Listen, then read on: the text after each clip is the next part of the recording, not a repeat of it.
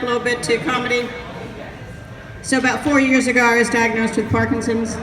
Kind of bummed me out because it was a year into a cancer journey. I'm now a 5-year cancer survivor. Thank you. And I found a comedian who had Parkinson's, Vicky Klafkin, who listed things you could do with a tremor in your left hand. And within a few minutes, you'll see that my left hand starts to shake. So I decided to make my own list. Would you like to hear the list? Yeah. So I could be a bartender, specializing in James Bond martinis, shaken not stirred. I could be a cook, specializing in shake and bake. You like that?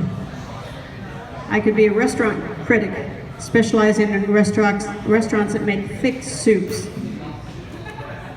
If it doesn't make it to my mouth, it is not thick enough. What else? I could work in a snow globe factory. Every morning I'd go in and shake all the snow globes, make sure the snow still falls down.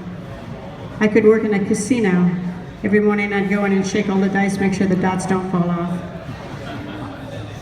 I could be a vending machine attendant.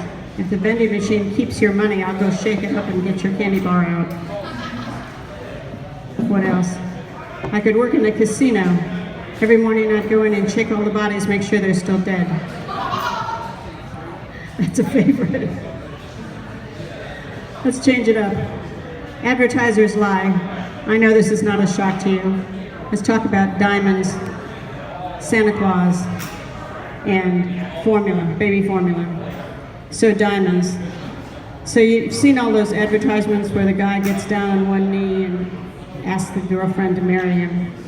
It turns out De Beers, the diamond monopoly, in their research, figured out that guys spend more money if they buy the diamond by themselves.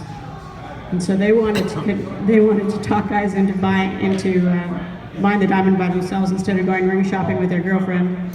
And so they started introducing these ads where the guy gets down on one knee and surprises her with a ring. As it turns out, 30% of couples still go ring shopping together. My boyfriend tried to do this. He initiated a conversation to try and go ring shopping by saying, "How do you feel about long engagements?" And I said, "Don't even start this conversation unless you're serious." He misunderstood, thought I was going to say no. 2 months later, he got drafted, I got pregnant, we eloped. But I still didn't want a diamond, and I didn't get a diamond, I got a gold band. As it happens though, that tagline, "A diamond lasts forever," worked in my family. I now have my mother's diamond wedding ring, my grandmother's diamond wedding ring, and my great-grandmother's diamond wedding ring. As far as the story about how we got engaged and how we got married, I used to tell that story, and my son, by then grown, said, "Mom, guys do not have casual conversations about marriage." Well, where were you when we were having this conversation? So, that's diamonds. The next one is Santa Claus. So Santa Claus. So advertisers use celebrity endorsements to push their product. So back in the early 1900s, Coca-Cola got the idea of using Santa Claus for a celebrity endorsement. Now Coca-Cola still had the history of cocaine in its product. Even though it had been 20 years since they'd had it, they were trying to erase that memory. And whoever controls advertisements wouldn't let them put a Coca-Cola in Santa Claus's hand.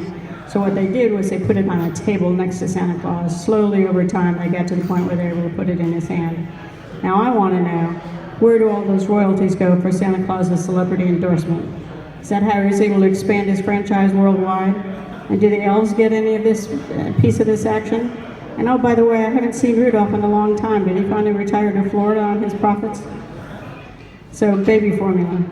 So when I was coming along, and our first son was born in '68, and at that time, baby formula manufacturers had come up with a magic phrase.